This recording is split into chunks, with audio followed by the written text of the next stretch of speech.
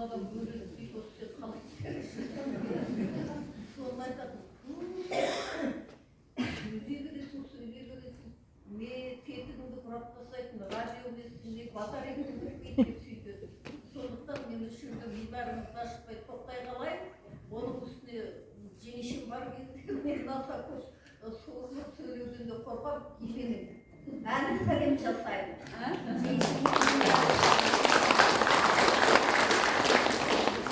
Келгендерде қиқайып сәлемді алмай тұрып алады. Соны келді. Жеңеше тұрмын ғой сәлем жасап деймін. Менің келінім де сәлем жасайды. Екі келінді қостап сәлем жасағандар содан кейін батасын беріп жатады. Содан кейін өмір бойы орамал сыйладым. Орамал салыңызшы деп салмай қойдым. Көзімнің әдемі шләпілері бар. Өйткені атаның алдында солай жүріпті. Сен қызымсың. Мына әдеміленіп жүр, прическаны жаса, ананыкі мынаныкі дейгісін, содан осының алдына шыға алмадық. Ал мен атаның алдында жалаңбас жүрмедім. Мен орамалмен кеттім, жеңешем шляпамен кеттім.